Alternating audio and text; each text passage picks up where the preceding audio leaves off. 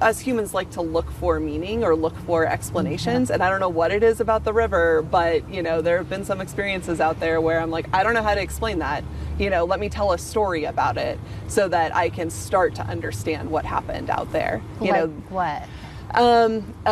This has been a while ago now. I was on a river trip. I was working as a guide for more of a teaching kind of organization for Outward Bound. And we put our students out on solo, where they're out for about 36 hours. They're spread out. They can blow a whistle. We can hear them, but they're, spread out in their own little area. They're not allowed to leave that for about 36 hours. They have food, they have water, but it's their solo experience. It's a big part of every Outward Bound course. And we put them out one evening. They're out for a night.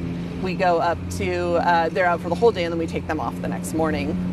And the day that they're out, my co-instructor and I thought, we'll and we check on them a couple times throughout their solo. We'll check on them, do their afternoon check. We'll go for a hike up this canyon. We've heard it's really cool.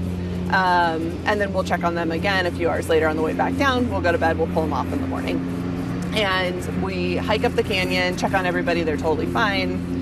And we go up a side canyon, and he and I walk up this side canyon. And as soon as I turned into it, it felt creepy. I don't know what was happening, but it felt creepy. And he and I are like, oh, that's weird. Maybe it was we heard about mountain lions in the areas. Maybe we're just feeling that energy or something. We sat down on a boulder, and we're sitting back to back in a boxed out canyon. So there's a waterfall, dry waterfall at the end. And above us, we hear, there is nobody for miles out there. Our students are down closer to the river. We don't know what this was. Yeah. So I feel him stiffen up. I stiffen up. We yell hello, hello, is anybody out there? Get nothing back. And we're like, okay, it's time to go. We're both trying to be very calm and cool about it. We're like, oh, look, it's almost dinner. We should go so we can get back. So we get back. We check on all the kids. They're fine. We get back. And we go to sleep. We tell our friends about it, our co-instructors, and we laugh about it. We're like, oh, it's fine, it's fine. And the next morning, we take the kids off solo, and two of them are talking. I think one of them comes up to my co-instructor and was like, hey, why were you trying to scare us last night? And my co-instructor was like, what are you talking about? We checked on you when we came back down from our hike, and you guys were fine. He was like, no, after that. Why did you get all dressed in black and put on a long black wig? And my co-instructor says, excuse me? And another student hears him, here's the one talking about this, and comes up and says, yeah, why were you doing that? That's so messed up. And so my co-instructor pulls me over and is like, listen to what these folks are saying.